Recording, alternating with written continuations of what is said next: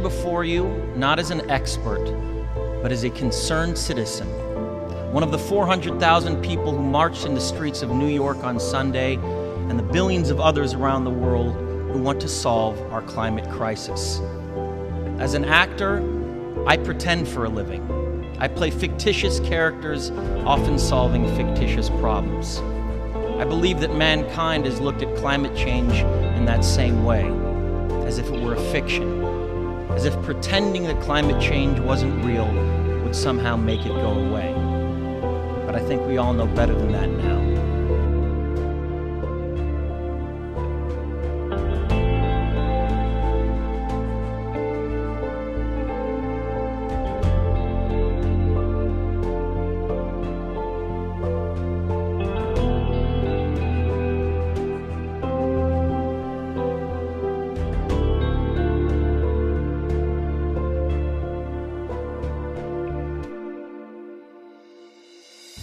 Every week we're seeing new and undeniable climate events, evidence that accelerated climate change is here right now.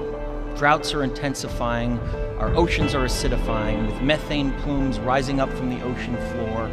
We are seeing extreme weather events and the West Antarctic and Greenland ice sheets melting at unprecedented rates, decades ahead of scientific projections.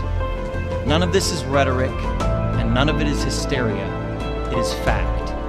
The scientific community knows it, industry knows it, governments know it, even the United States military knows it. The chief of the U.S. Navy's Pacific Command, Admiral Samuel Locklear, recently said that climate change is our single greatest security threat. My friends, this body, perhaps more than any other gathering in human history, now faces this difficult but achievable task. You can make history, or you will be vilified by it.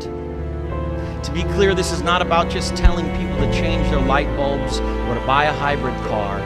This disaster has grown beyond the choices that individuals make. This is now about our industries and our governments around the world taking decisive, large-scale action. Now must be our moment for action. We need to put a price tag on carbon emissions and eliminate government subsidies for oil, coal, and gas companies. We need to end the free ride that industrial polluters have been given in the name of a free market economy. They do not deserve our tax dollars. They deserve our scrutiny, for the economy itself will die if our ecosystems collapse. The good news is that renewable energy is not only achievable, but good economic policy. This is not a partisan debate, it is a human one. Clean air and a livable climate are inalienable human rights. And solving this crisis is not a question of politics, it is a question of our own survival.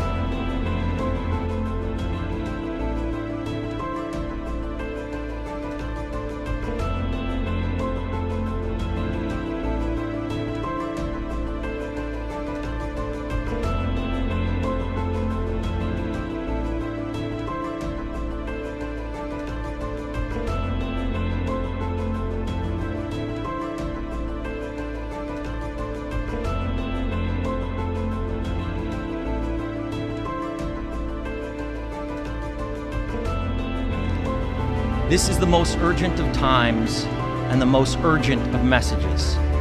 Honored delegates, leaders of the world, I pretend for a living, but you do not. The people made their voices heard on Sunday around the world, and the momentum will not stop. But now it is your turn. The time to answer humankind's greatest challenge is now. We beg of you to face it with courage and honesty. Thank you.